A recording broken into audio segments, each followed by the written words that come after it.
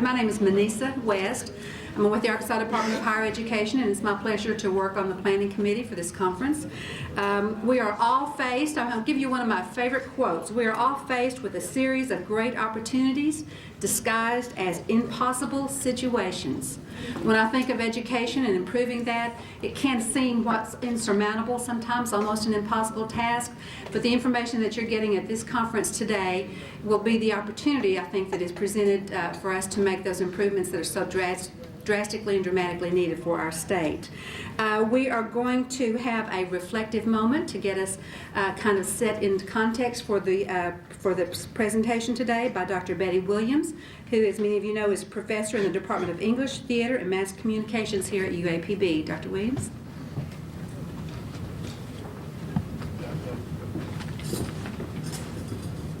Thank you. To the presiding officer, administrators, faculty, and students waiting for Superman.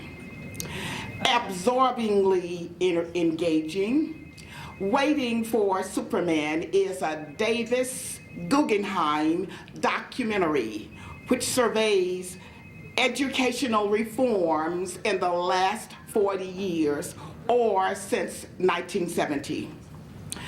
Anthony, Daisy, Francisco, Bianca, Judith, and Emily are the heroes of Waiting for Superman. Undertaking an exhaustive review of public schools, which are called dropout factories and academic sinkholes, Waiting for Superman explores public school administrators moving bad teachers from school to school in a performance called Dance of the Limits, Passing the Trash, and Turkey Trot. The 5 young people come from diverse backgrounds: inner city Washington, D.C., Los Angeles, the Bronx, Harlem, and Redwood, California. Each of the students in the film articulated his or her dream of reaching her full or his full potential and succeeding in life. However, Waiting for Superman offers the critique that public schools are failing our students, and they are failing our students in 3 ways. Number 1, the focus is not on the students, but on educational bureaucracies.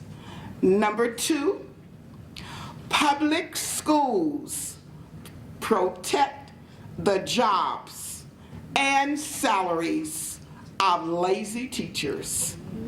Number 3, public educational policy through, number 1, the National Teachers Union and the American Federation of Teachers may not, perhaps have not, that money, laws, and reforms have not fully focused on student achievement when compared to teacher governance.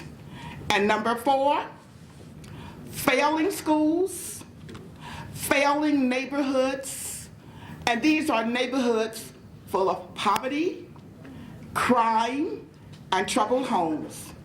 Failing teachers, and these are the teachers who were characterized in the film. The teachers, lazy teachers, are burnout, bad performance, non-creative. These teachers have failed our students. But we cannot give up.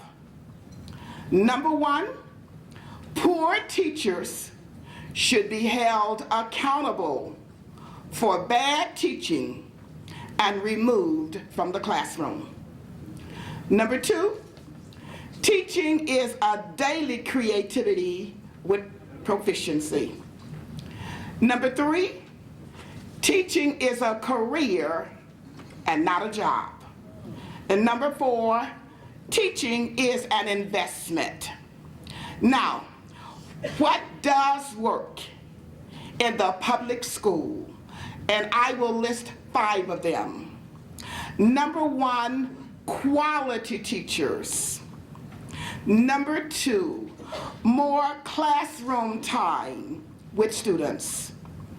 Number 3, world-class standards, and not just the standards in the United States. Since we're living in a global world, world-class standards. Number 4, high expectations of our teachers and our students as well as administrators. And number 5, real, that's real and unique and paramount accountability. We cannot afford to wait for Superman. We need to wake up everybody and let children shine. The 1 hour, 11-minute documentary ended with a contemporary sound of rhythm and blues musician John Legend and the hip hop band. And the song is entitled The Roots, and a collaboration of Wake Up. And what I will do at this time is give you a few of the lyrics which will relate to our children. These beautiful minds trapped inside, bring them back life. Let them shine. Let them shine. Let them reach up to the clouds. Can't eat if we don't feed them. They can't read if we don't teach them. There is no light if we just hide them. Don't just let them die. Let them shine. Lonely out in space, they sing out. But we are not listening, 'cause we don't see their face. We can't let them die. We can't make them hide. All the little miracles that live inside of us, let them shine. Let them shine. Let them live. Let them breathe. And let them grow. Hold them close. Let them know that they will get through the night. Ordinary people could be a hero. Don't put out the light. And let our young people shine. Let our young people shine on. And thank you. Thank you, Dr. Williams. Joining me on the head table today are some faces that you recognize. Of course, you know Dr. Mary Benjamin from UAPB. You know Dr. Calvin Johnson with the Department of Education here at the UAPB. And then we're also very pleased to have Dr. Arthur Tucker, who is Superintendent of Dollaway School District, and he is joined by 15 members of his staff, teachers and administrators. So thank you very, very much for being here, Dr. Tucker. Over on my right, you've met Dr. Williams, and we have Dr. Jewel Walker, who will be introducing our speaker, Dr. Martha Casaza, in just a little bit. But prior to that time, we want you to enjoy the voice of Stephen Burse, who's going to provide some music for us. Hello, I'll be singing There's a Boat That's Leaving Soon for New York from Gershwin's Porgy and Bess. Yes. All right.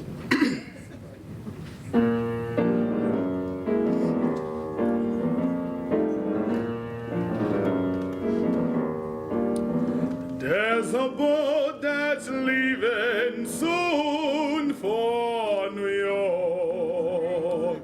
Come with me, that's where we belong, sister.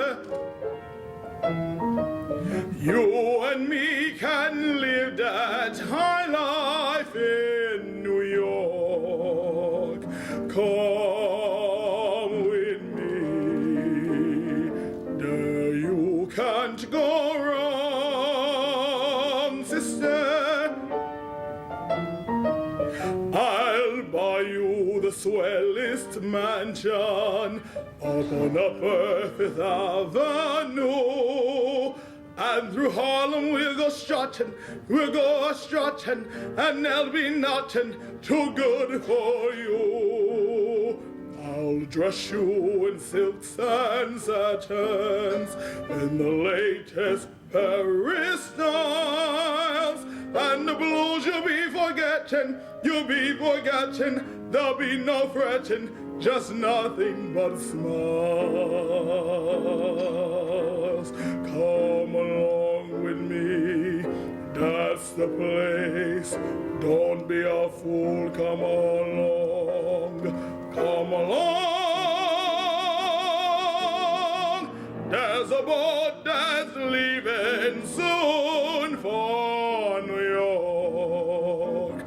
Come with me, that's where we belong.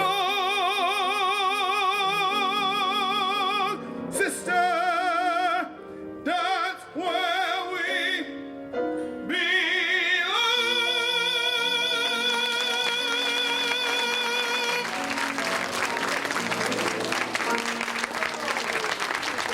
Sometimes when we think of education in Arkansas and when we talk about Governor Beebe's goal of graduating, having to double the number of graduates before year 2025, one of the groups that we always seem to forget is adult ed.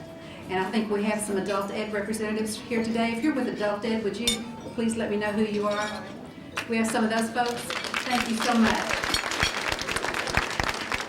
It's more than just K-12, it's more than just higher ed, it's adult ed and workforce ed and all those different individual efforts that will make us succeed as a state as we're trying to do. Dr. Jewel Walker is the Dean of the University College here at UAPB, and just in a few minutes she'll step forward to the microphone and introduce our speaker. I think, are we all done back there? I think so. So Dr. Walker, if you want to go ahead. It's my pleasure to introduce our speaker. Our speaker today brings a wealth of experience and skill in the area of student access and success. She is Dr. Martha Kazaza, who is Vice President of Academic Affairs at the Adler School in Chicago, Illinois. She has served as president of the National College Learning Center Association and of the National Association of Developmental Education.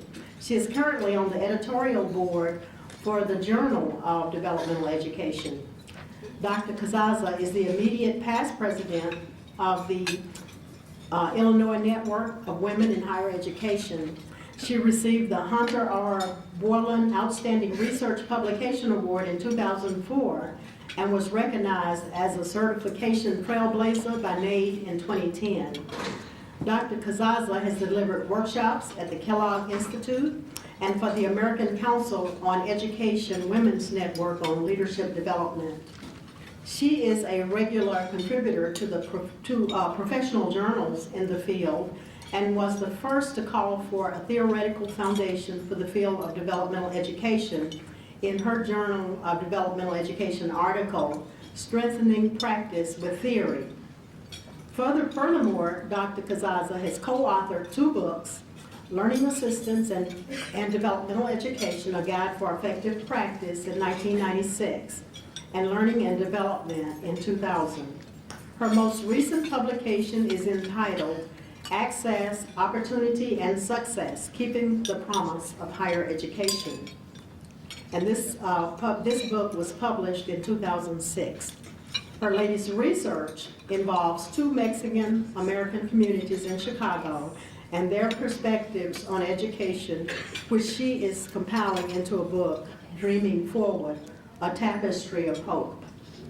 Our speaker today has a real passion for education. Please join me in welcoming Dr. Martha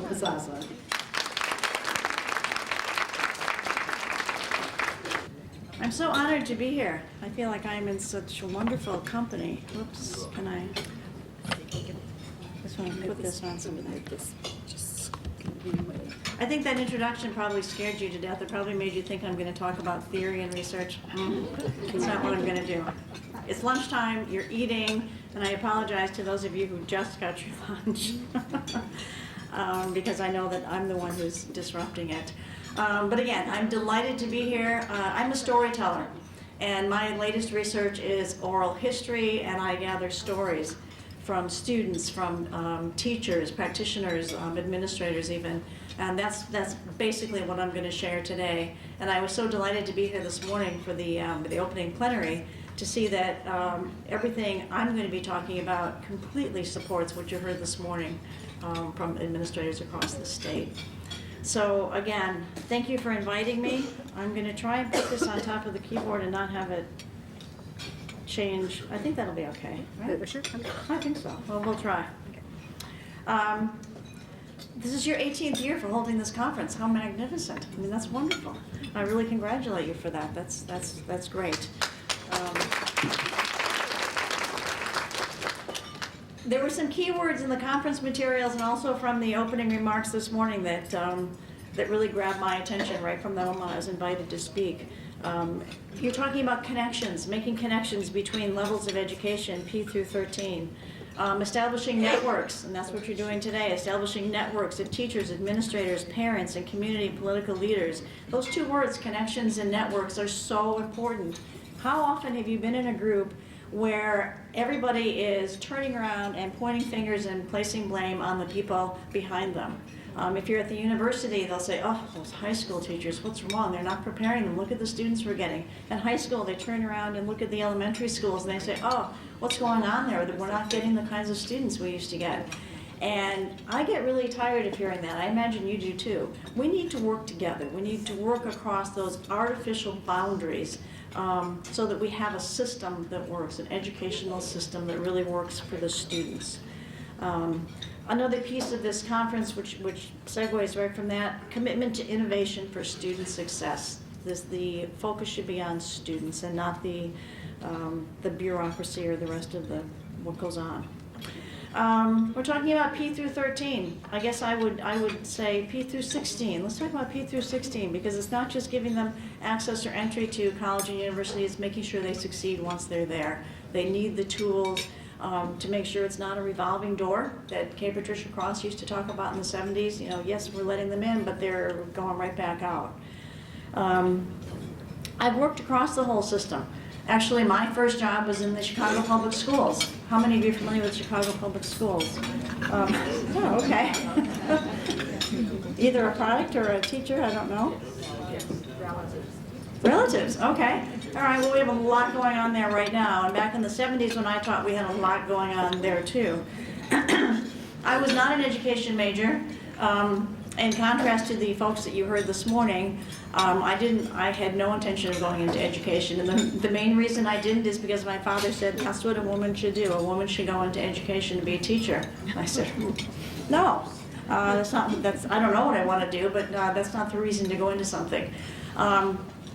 I was in Chicago in the late 60s, early 70s, and it just seemed like they needed they needed people in Chicago Public Schools. They didn't care if you had training.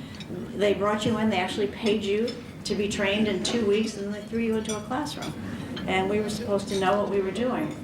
I didn't know what I was doing, but I was hooked from the beginning. I was really hooked.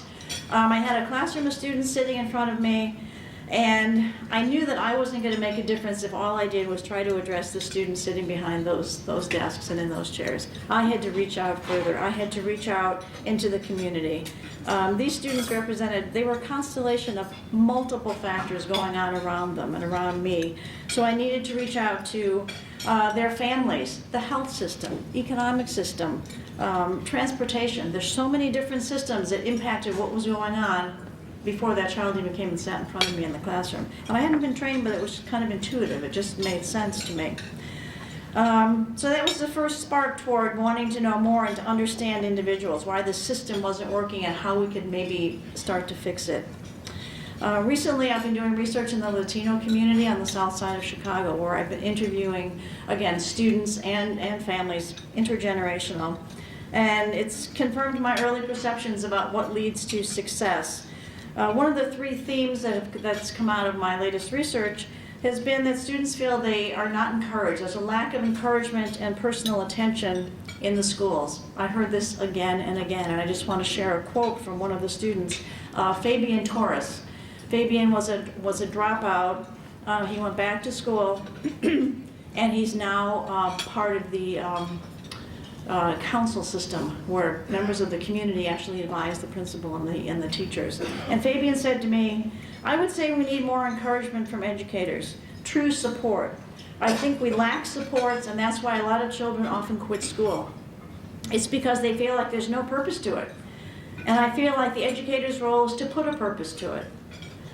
The reason why you're here is because you want to go on to something else, whatever it is that you want to do." Did we hear that this morning? Absolutely. You can do anything. They never said that to us. They never encouraged us to want to go on above and beyond. They would say, "Oh, you're just nothing." They would belittle people, and that wasn't nice. It makes people feel very small and insignificant. Well, this is an unusual student because he did drop out as a result of his frustration, but he went back because he realized he wasn't going to be successful or get a job that mattered if he didn't go back. After working in CPS, my first job in higher education was at community college level. So I saw what was going on in the public schools, and then I worked in the community college. Do we have people here from the community college system, from two-year system? Because what I encountered there were some amazing students who were working, supporting families, struggling with skills that were either long forgotten or never taught in the first place, challenged by the English language. Again, this gave me energy, and it gave me a reason to want to continue on the educational system, provided the seeds that just sparked my continuing passion. So access and support has been my theme throughout my career in education. This past fall, I was in New York at a research conference at Columbia University related to student access and success in college. And they were sharing data that left us all informed, somewhat discouraged, but also thinking that the picture was incomplete.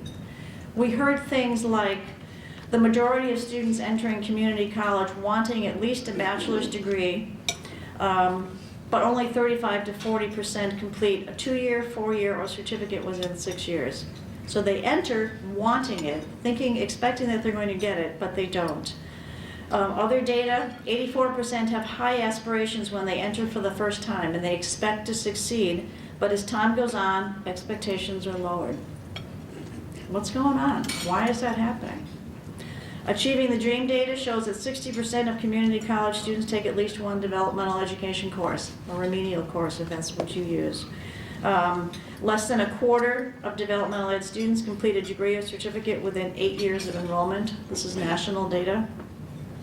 30% of students who are referred to a developmental ed course never enroll in it.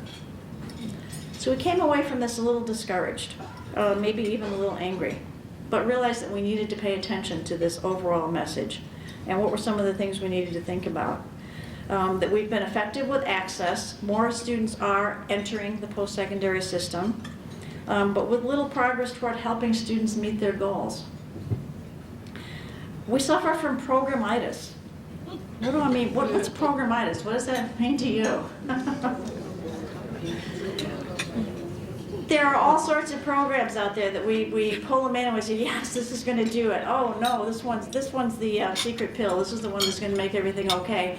Rather than looking at the system, the whole system, the culture, rather than trying to change that, we just think, oh, if we pull in one of these programs, everything will be okay. So I think we suffer from that. We need to shift the focus from student enrollment to student success. And we need to collect and analyze meaningful data. You know, Obama has a 10-year, $12 billion plan to increase community college completion rates that emphasizes data analysis. As we heard this morning, we do have the data, but we don't always use it to inform our decisions or to inform our instructional practice. So as I said, I'm a storyteller, so enough of the quantitative data. I'd like to supplement this with stories of success that can also, I think, provide guiding principles for reform. I started collecting stories, maybe 15 years ago. How many of you know Martha Maxwell? Do you know the name Martha Maxwell? Okay, she was one of my early mentors, and she gave me some advice about collecting stories and who to collect them from. I started interviewing not just Martha Maxwell, but practitioners, students, administrators, and leaders in the field, professional leaders in the field, and expected to hear very different themes about what it took to be a successful student. And I'm talking about the post-secondary level, but I'm imagining that you can take what I'm saying and apply it to your own context, because I think that these are universal themes. Expected to find different themes, but that's not what I found at all. I found that there were 4 basic themes that came out across those levels. From these, I hope that you can go back and develop an action plan, because there is a sense of urgency, as we heard this morning, not just in Arkansas, not at all just in Arkansas, but across not just the country, but the world. So now I'm going to share some excerpts from the stories and the themes that I discovered in my research. So what were the 4 themes? That it's really important to have a belief in our students. That we can't just provide access, we need to provide access with standards. That we have to have a genuine commitment to student success. And we have to provide strong support systems. Okay, what does it mean to have a belief in our students? We heard Dr. Broom, this morning talk about efficacy. And part of what I've learned in my research is how important self-efficacy is. If students believe they can do something and we reinforce that, then they probably can. But belief in students included things like having high expectations. Vincent Tinto said, "No one rises to low expectations." Isn't that the truth? No one rises to low expectations. High expectations are demonstrated very differently. Sometimes it's through tough love. Sometimes it's increased challenge. Simply listening to students. Simply sitting down and giving the students an opportunity to talk to you about their dreams, their aspirations, their hopes, shows them that you believe in them. They're not always ready to accept our help, and that sometimes hurts. But we have to remember that they are more experienced in a system that's failed them and not demonstrated a belief in them. So it's going to take them some time to really develop that trust. Belief in students had 4 components when I was looking at it. The first one was having an empathy for our students. And this quote, this is the story, comes from Santiago Silva. Santiago has a PhD. He was raised in a migrant family with 8 children. I think 5 of them right now have a PhD. He currently heads up a clinical psych program at a university in Texas. He says, "I have a bachelor's degree in political science and history, an MED in counseling and guidance, and a PhD in counseling and psychology. My test scores always indicated that I would not do well in a college setting. As a matter of fact, my high school counselor told me to go to a technical school and not waste my time in a real school. She indicated I would never make it." He goes on to say, "I had parents who did not complete a formal education but were strong advocates of education. They always told me and my siblings that education would be the way for us to get out of the migrant farm work cycle." So what can we learn from Santiago's story? Think about it. Give it a little bit of time. I don't know if you've heard of Mike Rose. Mike Rose has written a wonderful book, Lives on the Boundary. I would highly recommend it. It's an older book now. I think it was written in the 90s, but it talks about how do you reach students who seem sometimes to be unreachable. His empathy came from experiencing a very similar thing himself. "I was one of those kids that so many of these programs are geared toward. My mother, father, and I migrated to LA in the early 50s. They were very poor, and we lived in a fairly poor part of town. My education in high school was pretty nondescript and uneventful and certainly undistinguished. You know, I was doing my usual drifting through high school thing. I was sleepwalking through high school. But you know, like so many kids, I was just hungry for something, anything. I certainly know what it's like to sit there and look at books and not know what you're reading. Mike Rose is now, he has a PhD, and he heads up the educational research program at UCLA. But what happened to him that made a difference was a mentor. He developed a mentor who actually discovered him. For some reason saw him and said, you know, I think you can do a lot more than what you're doing. So Mike Rose has taken that empathy and used it with his own students. The next part of having a belief in students is what I call the two-way effect. And this comes from Jewel Blankenberg. She was a director at a large community college outside Chicago. She directed their tutoring center. She said, what do I contribute to students? Now this sounds almost mundane, but it begins with the fact that I really like them and they feel safe with me. One other thing that's interesting is that I still get to tutor. I tutor all kinds of odd things, and that's really a gift from the student to me. This is a woman who directed a very large center. She didn't have to tutor herself, but she wanted to. And she saw it as a gift the students were giving her. Do you think that comes across in her relationship with the students? I have to think it must. She continues, like I've just gone through Socrates' myth of the cave, which I would not have had the chance to look at again if it hadn't been for the student who couldn't understand it. So I had to refresh and get on with all that. But those are the gifts to me. I don't really know what gifts we give to the students. So if we think about that, and our students get it, they get it, that they are giving us something. They're giving us at least as much as we're giving them, and I think we need to keep that in our mind. Another component of having a belief in students is going beyond the classroom. Again, as I said, when I first experienced the students in CPS, I knew that there was more to what was going on in those individuals than what I saw in the classroom. This comes from Hunter Boylan. See, the warlord of the Omega Soul Gents was one of my students. I thought we were doing really well with him. The guy managed to make the transition from the streets to campus and even got reasonably good grades. After his second semester, he came into my office and said, Hunter, I'm leaving.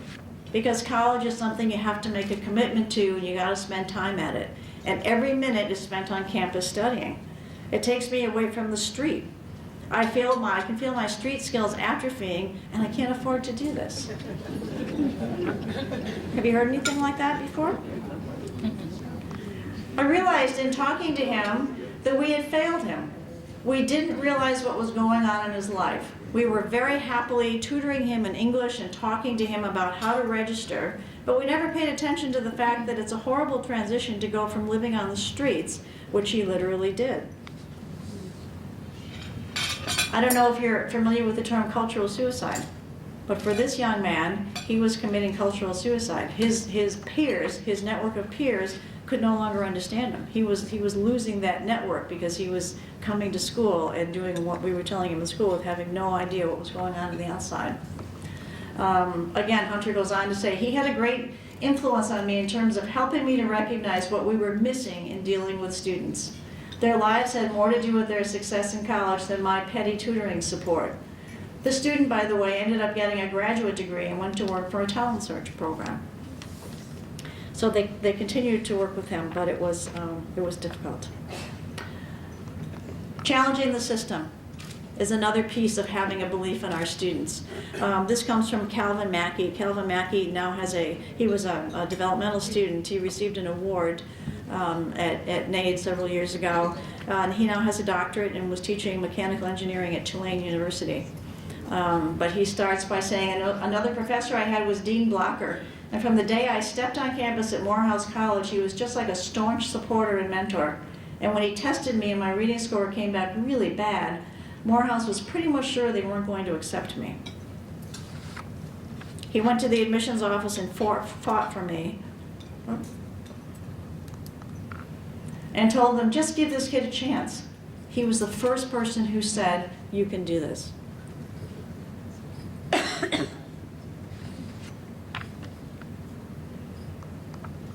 Providing access with standards. How many times have you been in a room where you've heard the argument, well, if we give access to so many of these students who really can't do it, we're going to lower our standards? What's your argument? What do you say back to them? We have to ensure meaningful access. We need to ensure that we hold students to rigorous standards. If we don't, we're not helping them. We're not doing them any favors.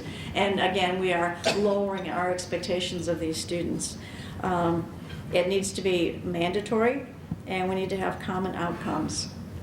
Some of the underlying pillars for providing access with standards, as I mentioned before, eliminate the revolving door. This is from K. Patricia Cross, who wrote Beyond the Open Door, which is another classic in this field. Access is certainly important. I thought it was 30 years ago, and I still think it is critically important. I think it's not all that's important. What I'm afraid of is that researchers are studying questions of policy.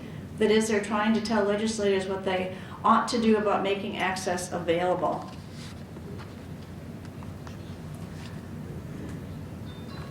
That's the first step. Wait, But I think we ought to go beyond that to asking, okay, once they get access, what are we doing in terms of learning? I guess the most common misperception probably is that quality and access are incompatible with goals for excellence in education. We know that many people who have not done well previously are capable of doing extremely well.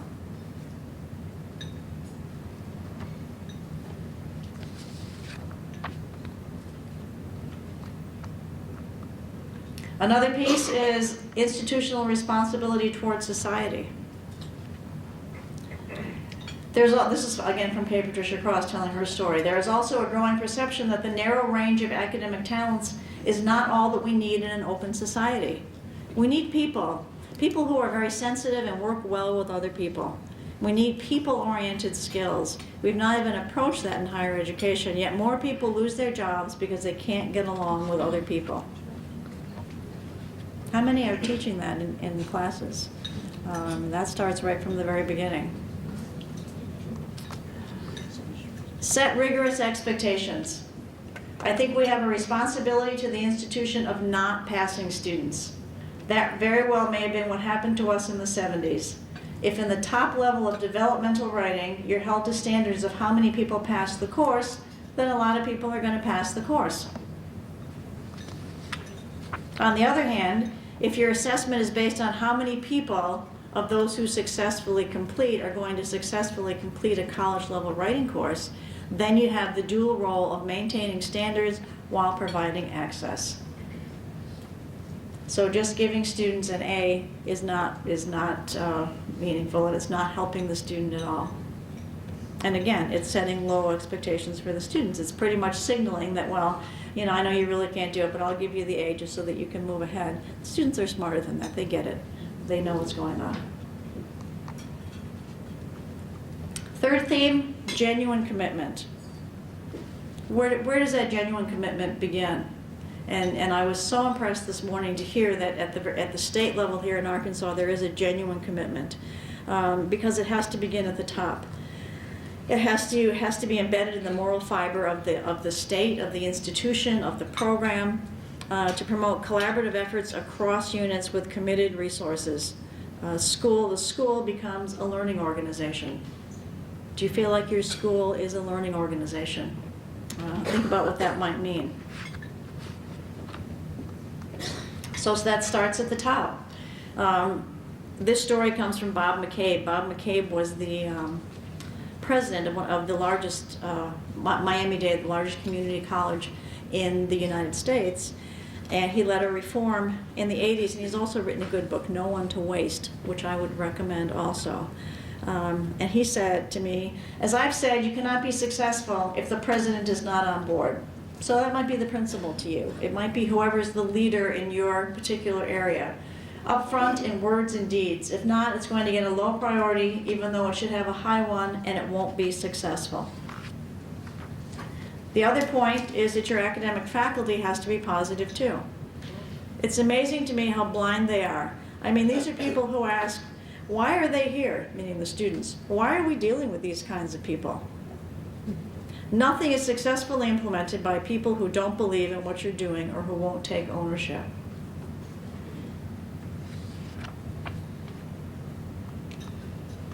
Involve significant decision makers. Again, this is from the president. Instead of just in his silo of the college system that he was leading, he knew that it made the most sense to go out into the community. And I don't know how many opportunities you have to go out into the community, but I think we cannot work in isolation. We can't work without the community's involvement. He personally went out. He said, I particularly went out and spent 6 months visiting with community groups and particularly with religious leadership and built that base before proceeding. Before we moved anything or announced anything or went to my board with it. Nothing is successfully implemented by people who don't believe in what you're doing or who won't take ownership. He was putting in some pretty tough reforms at that point at Dade, and he wanted to know that he had the backing of people in the community, because that's where the message was going to be sent to the families and then consequently to the students.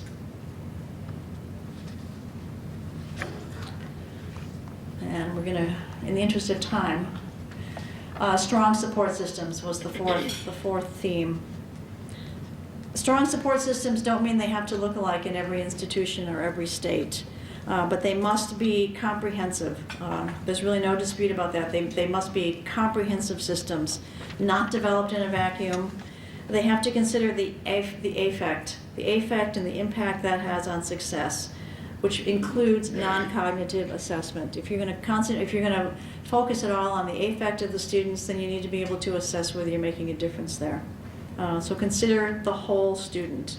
It needs a strong foundation of trust.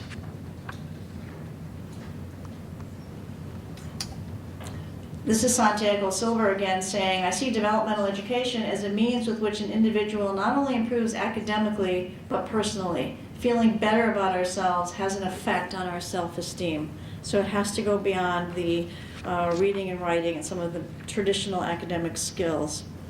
This is from a graduate student, Nazreem, who said, at first I was really embarrassed about it being referred to a learning center, because I didn't understand it. And it was kind of like a shame, like I had some type of disability. But somehow they helped to suppress that feeling about being embarrassed and stuff. They helped me understand that everyone learns in a different way. That made me start feeling comfortable, and I was able to make assignments in my class focus more and complete those studies successfully. So somebody paid attention to her, realized how she might be feeling coming in, and talked her through it. At the Learning Center, I can see a student holistically, and I can come from the student's point of view, rather than from the informational broadcasting point of view that some faculty are tied to. Informational broadcasting, doesn't that sound dreadful? But how many of us have gotten, caught up in that? It helps a lot in the classroom because I think you can be more sensitive to the individual.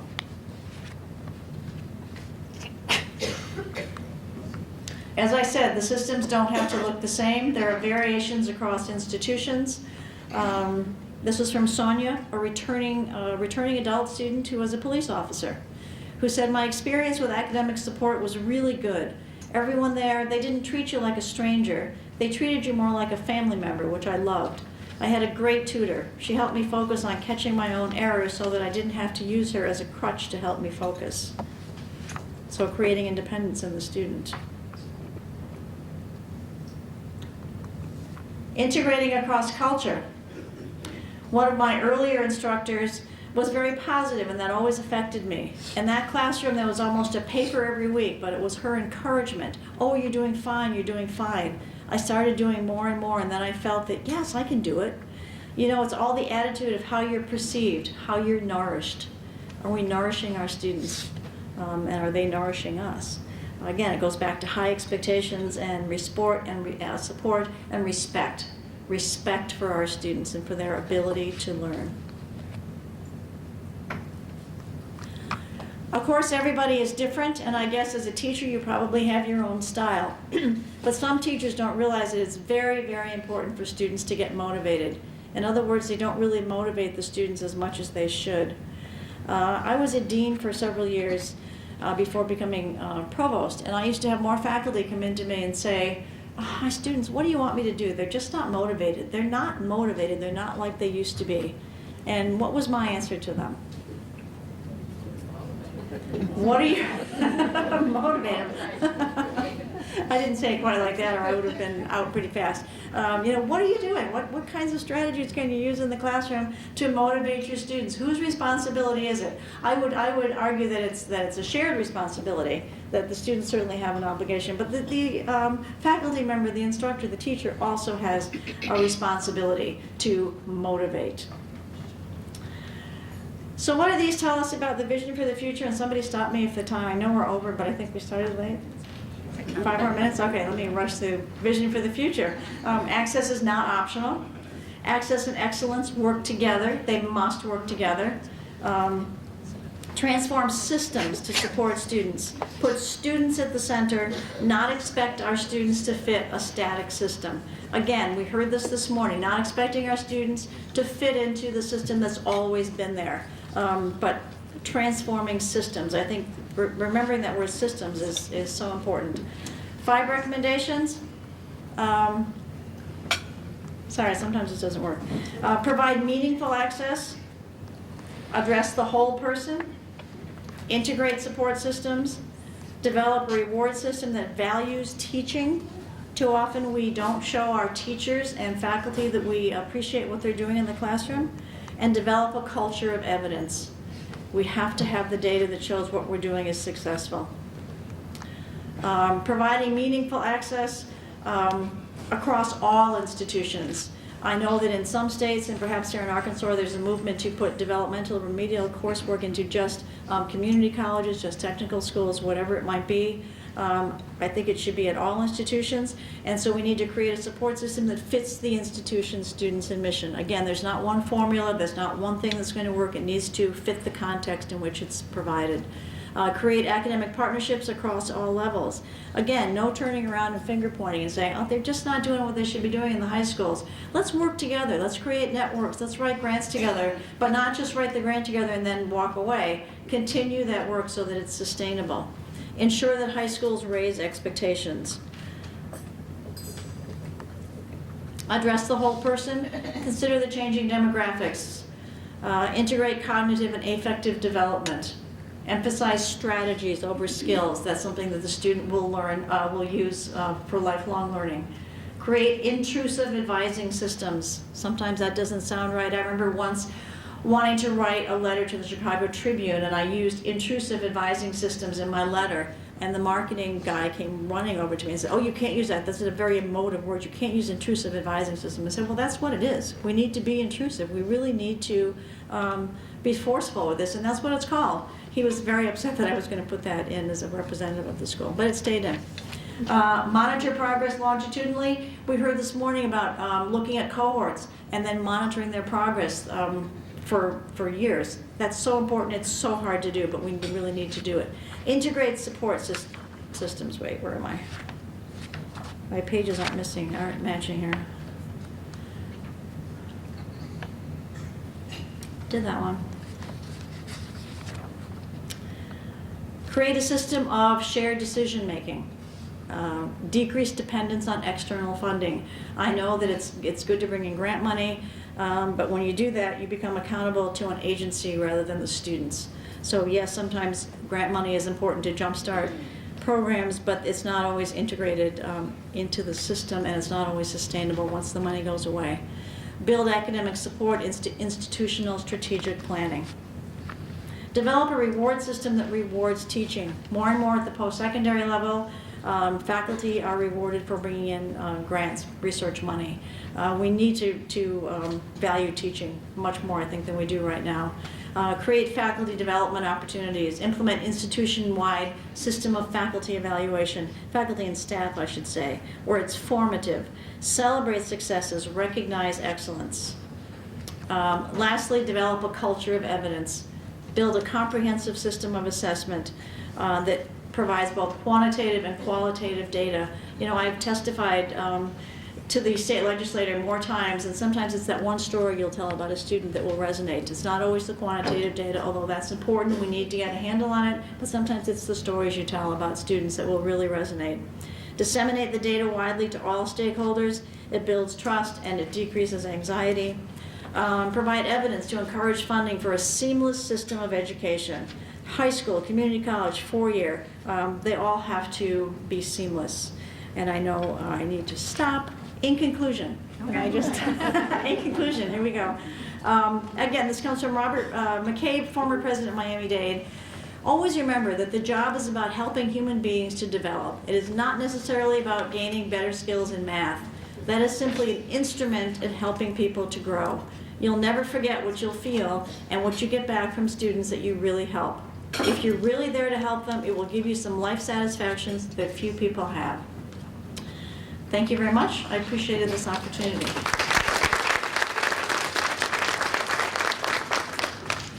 This just goes to show that you have more than 45 minutes worth of skills and knowledge to share with us. That's not a problem at all. Thank you so much. Dr. Benjamin, would you come forward? We want to recognize the people that helped make this particular session valuable to you. And first of all, if Dr. Betty Williams would step forward. Thank you. To recognize your contributions, not only to this, but to everything you do. Dr. Betty Williams did a wonderful job. And I want to read the book. Okay. Yes. And of course, Dr. Jill Walker. Oh, yes. Thank you.